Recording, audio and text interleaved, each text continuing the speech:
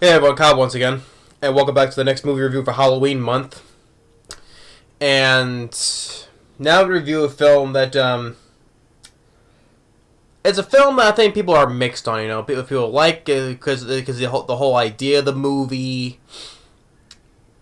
This is what people get mixed on. People like this sort of type of movie, and people think they don't because it's too disgusting or gross and all that stuff. It's one of those horror films that's mixed because it's one of those torture porn movies. That's what it's called. You know, like the Saw franchise, and this movie too. But there are some people who do like the film. I know my friend Peter Freakout 10. He's a fan. He's a fan of the film. I mean, in the back of his room he has a poster of it, so he is a fan of Hostel, which that is the movie I'm reviewing. I just said the title. So yeah, the reviewing is Hostel. Written and directed by Eli Roth. Quentin Tarantino is director. Quentin Tarantino says Quentin Tarantino presents. He's one of the executive producers for this film. So yeah, Hostel released in 2005. And surprisingly, it was released in January in 2005. It did make some money, really enough. It opened up number one at the box office. It made about, what, 80-some million worldwide? On a very low budget of, just under $5 million. So it was a pretty successful horror film, surprisingly. I mean, with a low budget like that, it doesn't take much to gross a little more than that to make it a success, though. But yeah. So, Hostel, I don't hate the movie. I would say, yeah, this is not a rant. If it wasn't for the finale, which makes up for the movie. If it wasn't for the finale, then I guess this would have been a rant, you know.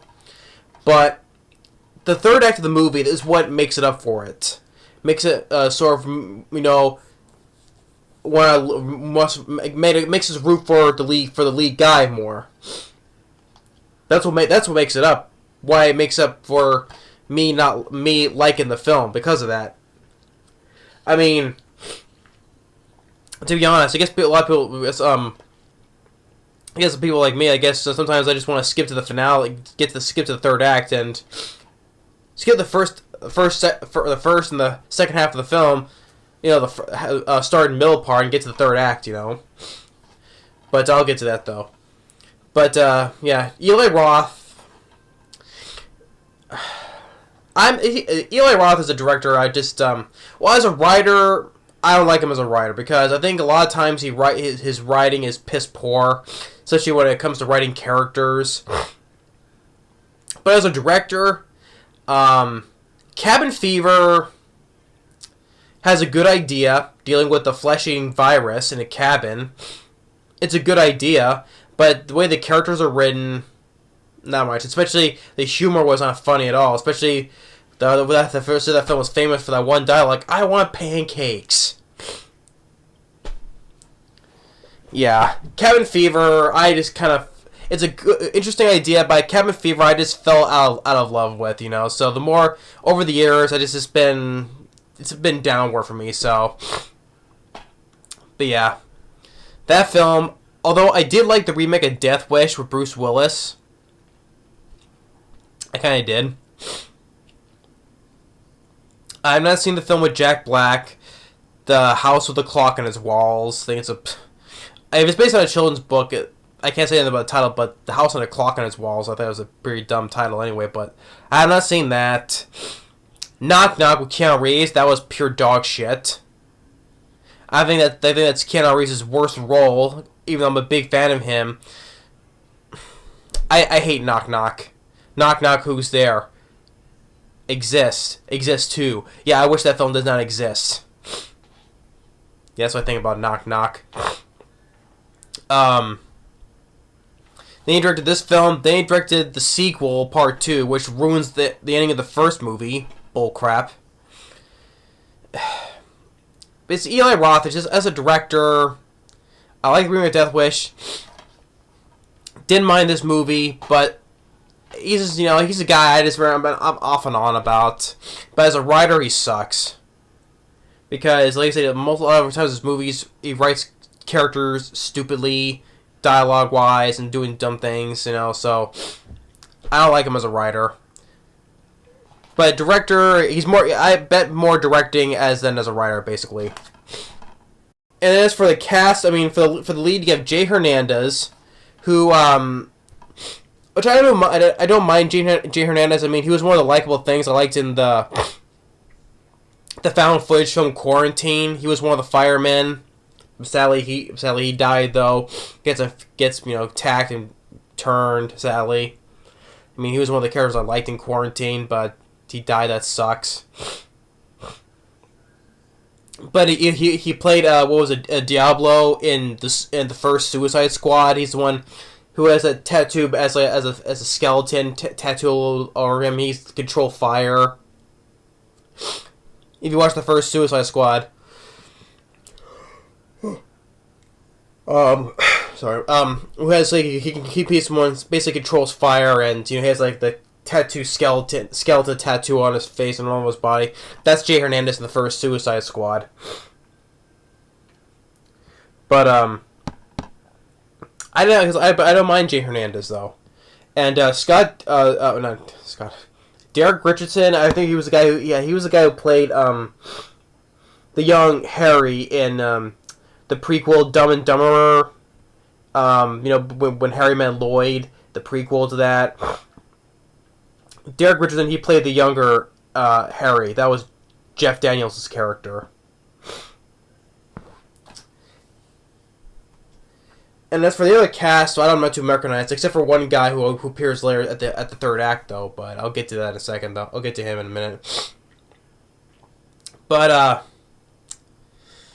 Hostel, like I said, if it wasn't for the third act, the finale, I probably would not have liked this film. But it's not a rant because, like I said, I like the third act. That's what makes it up for it. And I'm sure people know about the story about this plot, but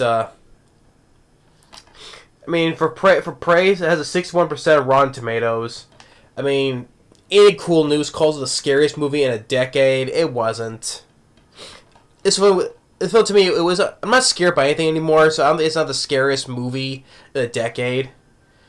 This one from Horror Movies CA, I'm calling it sick, twisted, disgusting, and absolutely brilliant. Well, on the gory aspect, yeah, it is kind of sick and twisted, and how the way the plot is. I can guess it on that front. The story is you have two Americans. That's Jay Hernandez and Derek Richardson. They're in the forget the country, what foreign country they're in. They just want to get high, and hook up with women. Basically, I mean, you do get your fair amount of nudity in this. I mean. They're backpacking through Europe, and which kind of reminds me of American Werewolf in London with our two guys, backpacking in London. But that's different. That's a different thing. That's werewolves, though.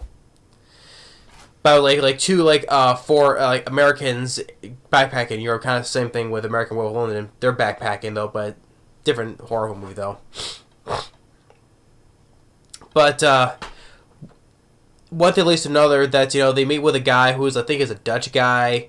And then they meet with these women,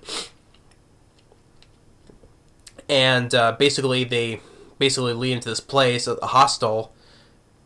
Several hostels though. But then they're baiting him in to this place where rich people pay to torture people. That's what it basically is. Rich people. Any rich person, they come in, they pay a good amount of money. What was it for? I said, what was the price? I saw on the back of a car that Jay Hernandez was looking at, Asian, were 5,000, or Russian. Oh no, Russian 5,000, European 10,000, American 25,000. But any amount of money rich people are paying for is to torture these people, any which way they want. But yeah, these girls, they bait them in, and what we see with Derek Richardson, him getting tortured, him getting killed, And you see, like, and you get your good, you do get your good amount of gore in this movie, and thanks to what Greg Nicotero and Howard Berger, of Can B, like they've done good gore, good effects for a lot of horror films, like Wishmaster or The Walking Dead. The show of The Walking Dead. Even Greg Nicotero directed several episodes, but it'll help do effects on The Walking Dead and the zombies. They've done effects for a lot of horror films, like even the Hills of Eyes remake, etc. So you do get your gore, your practical good gore effects in this movie, no doubt about it. I mean, when Jay Hernandez is being taken in after the girl baited him in, the guys are dragging. He's looking down all the several doorways of the people, of rich people, just being and torturing people, like cutting them up. We saw one being with a baseball bat. Got people were screaming. So yeah, it is kind of a. You can say it's a sick concept in a way. I mean, rich people paying to do stuff like that. I mean, that's how sometimes the world is. Truly are some sick and twisted people out there. But what happened? There are really, like I said, there are really sick, evil, twisted people that would kind of do stuff like that, though. But in generally, I don't think they would do sick enough to do. Well, who knows the work of a seriously screwed up, messed up mind people are nowadays. So I wouldn't be surprised. But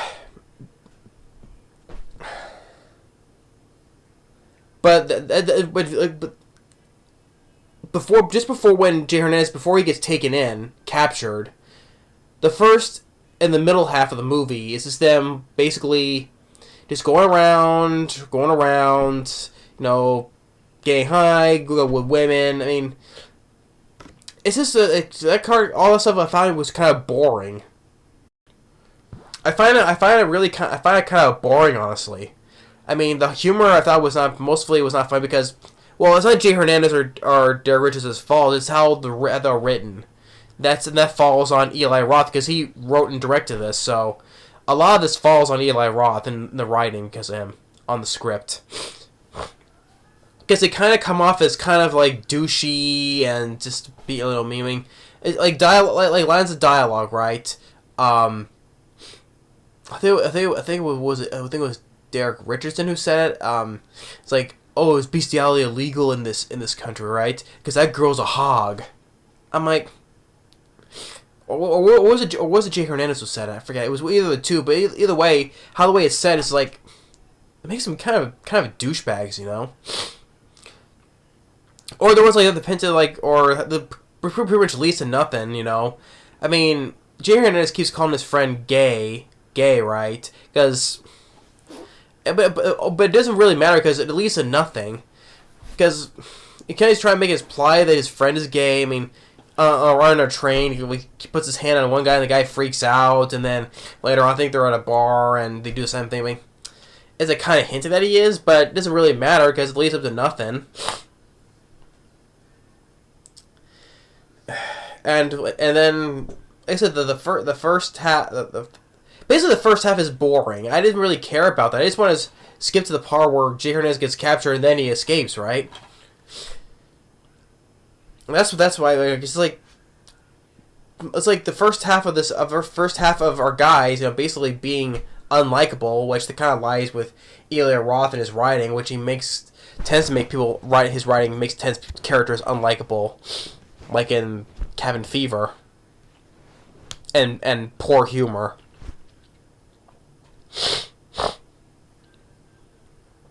But up until the point when Jay Hernandez gets captured, then it's the point where he starts escaping. That's when it picks up. For me, it did. For me, it does. Like he's captured, and there's the guy who's paying to torture him. He's kind of like a little nervous, because it's his first time doing it. He's never done the guy's never done like that before, but he paid for it. But he doesn't feel like he's all nervous about doing it though. Like Jay Hernandez tries to negotiate with him, speaking in his language, tries to let him go. that's when he puts that ball gag in his mouth and starts puking up because he's being tortured.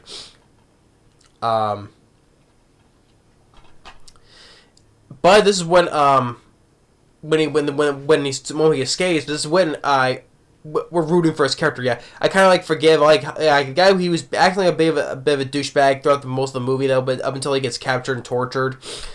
That's when I start rooting for the guy because even though it gets some good gory moments as well, like when the guy.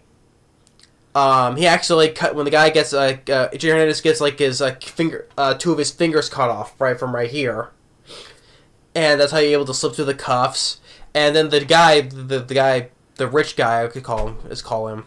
He actually slips on Jay Hernandez's fingers on the floor. He slips, falls, and they actually chainsaws his own leg off. And it was a good gore effect as well. He actually slips and falls and accidentally chainsaws his own leg off by accident. And then Jay Hernandez gets a gun, shoots him in the head, and then kills one guard, shoots that one guard too, and then he gets the idea to hide amongst. Here's the guy who's pulling a cart full of dead body parts, and he hides among the bodies, pretend to be dead. And he finds his friend Derek Richardson. Dead. And then takes a sledgehammer, kills that one guy. He's throwing body parts in an incinerator. Takes him and takes a mallet to him. And then I like the scene here where the changing room, the locker room, and he's visited by another rich guy who's American, and it's actually the guy who plays is played by Rick Hoffman. He's this rich American who pays to do this. If I recognized him, okay, Rick Hoffman is the guy from Cellular, with the Kim Basinger, Jason Statham, and Chris Evans. He was in Cellular. He was the guy that Chris Evans stole his Porsche from, right? And then later, when he was trying at the car impoundment place, he's arguing with the lady, telling him to give back his car, right? He's like, "Oh, somebody, just give back my goddamn car." And when Chris Evans steals it again, he's like, "Want to scratch the car?" and gets an ass and steals it again. Yeah, that's the guy who that annoying guy from Cellular. This ain't happening. And the lady goes, "It ain't happening." Yeah, so okay, the guy that guy from Cellular, okay. I like that movie. That's an underrated thriller. Yeah, that Chris Evans stole his car twice from. So he's this rich American. He tells I like that Jay Hernandez. He plays a calm, acting all calm, cool, and collective because he doesn't want him to figure out that he's an escaped victim. I like that he plays it. He's calm, cool, saying calm and cool, and then Rick Hoffman's asking him. First he walks in and is like, "Hey, how do I look?" Right? How do I look? And then he's asking Jay Hernandez, "Hey, wait. How was it? How did it feel?" And Jay Hernandez is being calm. He's like, "Good." He's like, "Yeah, I knew it, And Rick Hoffman, he's actually chewing. He's like chewing in the scenery here. He's like, "Yeah, I knew it, Hey, for the amount of money we pay, it better be worth it. I've been all over the world. Every whorehouse, strip club, it's all the same shit." And and then he tells him, if it's, "Oh, you know what? I'll make it quick. Make it quick." Because he has a gun. He's like, "I'll make it quick." And he goes like, "No, wait, no, fuck that shit. I'm gonna make it. That's too easy. That's American. I'm gonna make it slowly. Do a much more slower, painful death." So, I mean, I thought it was a pretty good scene because Jay Hernandez, I thought because he just has that intensity because he doesn't want to find out that he's an escaped victim, so he's being all calm and cool, just answering whatever Rick Hoffman's asking, thinking he was also a rich person who paid for this. So he's asking, how did it feel? So he's like, "Hey, come get some, motherfucker." So I thought that was a pretty good scene. And then when he was about to escape in a car, he hears screaming, which actually it was dialogue that Tim and Derek Richardson were talking. Like there was a time when he heard screaming, like someone was in trouble. I think drowning. I think it was. I forget though, but he was gonna get help. By the time they came back, the girl was dead. So if he hadn't left in the first place, he would have saved her. So that plays back again now. He hears screaming, so this time he wasn't going to make the same mistake twice, so he goes down there, and it was Rick Hoffman, that rich American, torturing this girl that he also met earlier named Kanna, and then he kills him, and you see that Kanna has her eye is dangling out. Like I said, pretty good gore effect from Greg Nicotero and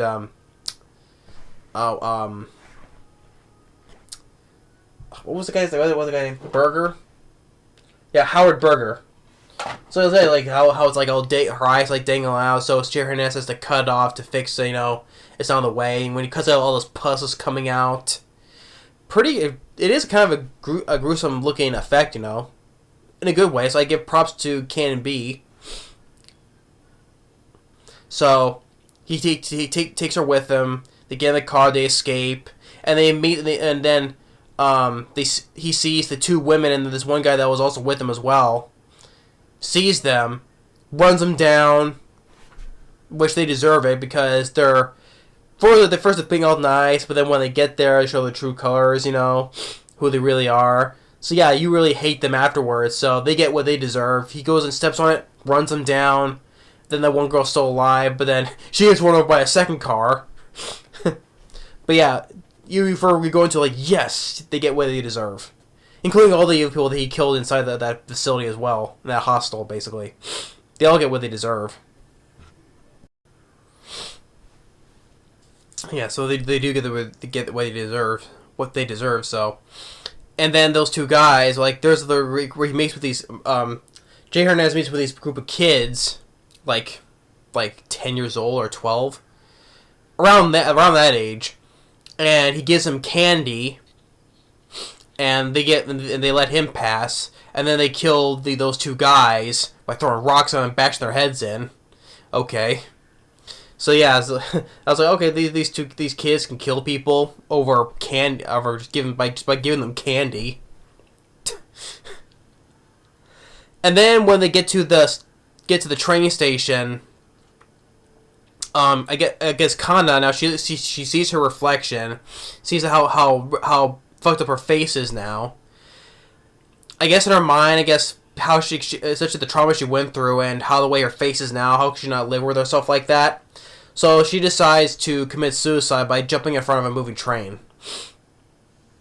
Even though Hernandez is calling to her, telling her come on though, but she ignores him. So I guess after what happened, she could not live with that, I guess. So that's why she decides to jump in front of a moving train and kills herself. So, and then while he's on the train to the next station, Jay Hernandez hears that Dutch business guy from before, who also led him to being captured as well. He hears him, and then the next station he follows him to the bathroom, and he gets his revenge on him. Cuts two of his fingers off, hits him, puts his face in the toilet, then slits his throat. And I'm like, yes, another guy who gets what he deserves. No doubt about it. And then he gets on the train, and he gets away. And that's what makes it. That's why I said the third act and the finale makes up for the film, which makes me not rant on this movie. Because if it wasn't for the boring first half, it would have been a rant though. But thanks to this finale third act, it makes it up for that. Because a guy who was a bit of a douchebag, but with his dialogue, but then he becomes I'm not saying he redeems himself though, but his character becomes a strong guy and escapes and gets away. And there was an alternate ending which I'm glad they did not use for this theoretical version. Because the alternate ending, because that Dutch business guy had a daughter, and then Jay Hernandez kidnaps her and takes her with him on the train.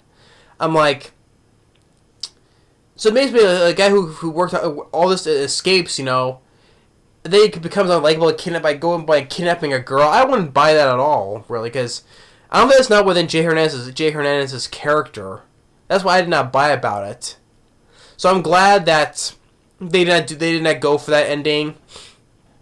I just rather prefer this ending where he just escapes and kills that guy and gets away. So yeah, but then,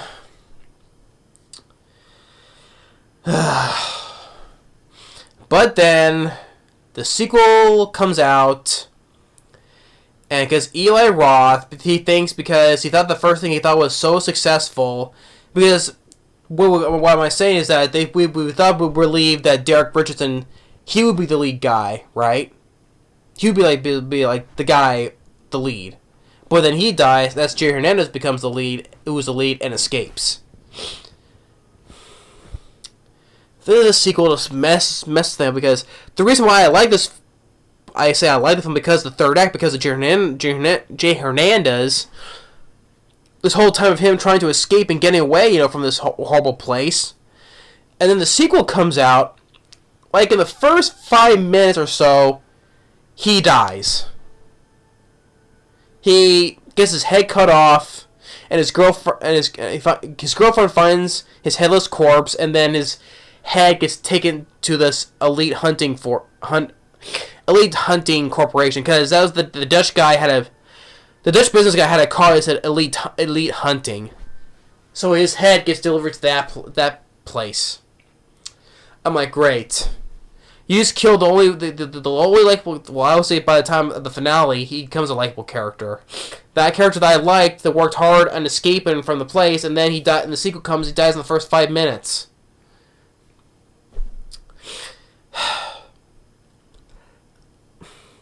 Another sequel that just messes the ending of a film up.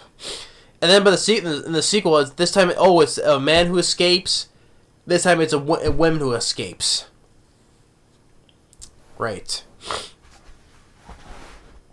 Because the thing is, another thing that makes it totally different. Like, it's very rarely in a horror film where the guy is kind of say a guy you kind of say is like the final girl, basically.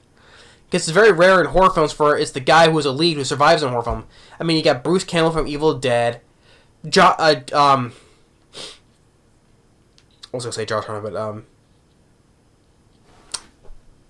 but Josh Stewart from the Collector movies, right? Yeah, Josh Stewart from the Collector and the Collection. I don't know what happened with those, right? And then Jay Hernandez in this movie.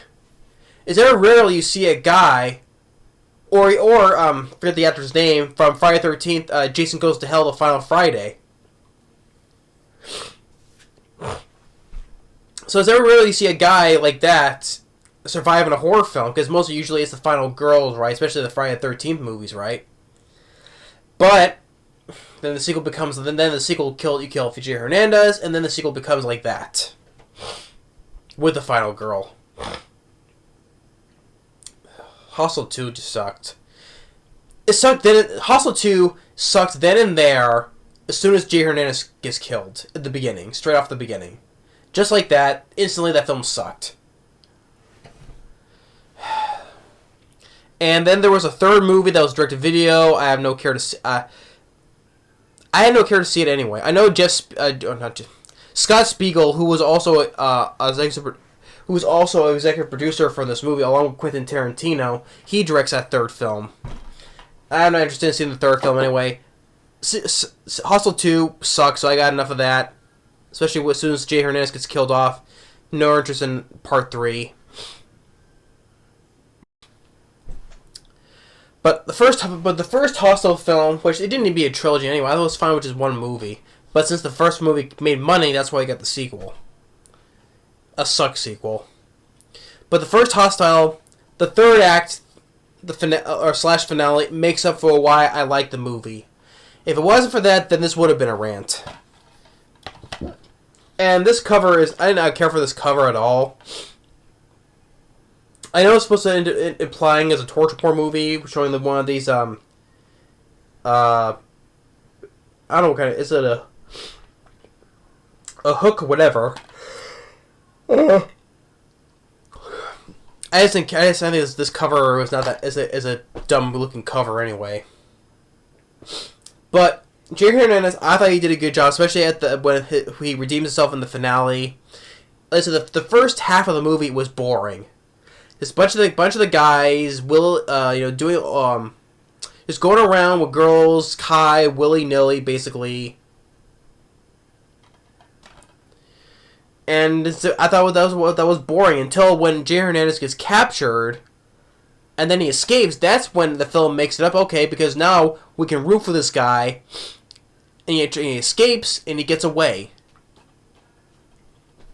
And he also tried to help out that one girl, Kana, so since she killed herself, but he helped her out to escape, but to be or not to be, not to be, basically. But I thought Jay Hernandez did a good job. Especially during the finale, he did a good job. Derek Richardson, he was the acting in the film is not bad. I'll say the acting is not bad. It's just the poor written on the writing on Eli Roth's part, on him writing characters. That's what Eli Roth is. That's what it mostly falls on. This how the characters are written in this movie. Thanks to Eli Roth. That's what he faults at. He's better off directing. Just stick with directing movies. Don't write anymore. He's not good at writing. Because all the times the characters are always come off as scummy or not likable. And then so I like and the good it has good gore. Definitely it has good gore on that. Thanks to Canon B, Greg Nicotero, and Howard Berger. I like the scene where he was talking to that rich American Rick Hoffman. Him being calm and cool about it. Try to help save that girl Kana, and he gets the revenge of those people, and then the Dutch guy who from the beginning as well. So yeah, it was a good. The finale made it like a good revenge finale basically, and then he escapes, and that's when. But then the sequel fucked that up basically. So this for him the finale of this just didn't really matter, I guess. So. But overall, Hostel, I thought it was decent. Because of the finale, I thought, why I can't hate the movie. So. But yeah, I know my friend Peter Freak Out Town, he's a fan of this film. I forget, did he review Hostel? I forget. I know he has a poster of it in his background, but I want to hear, if he did, I had to go through and see if he did this though. But if he did, I'd like to hear his thoughts on it though. Not before he hears my thoughts on it, though. But Peter Freak Out 10, yeah. I know he's a fan of this film. But, like I said, it's a film that's mixed on with people. If this film is a type of movie, that's why people like it. Or they don't like it because of the concept of the movie. So that's why this is a film that's really has people split 50-50 on this. But anyway, that's my review for Hostel. Thanks for watching. Stay tuned for the next review for Halloween month. Later.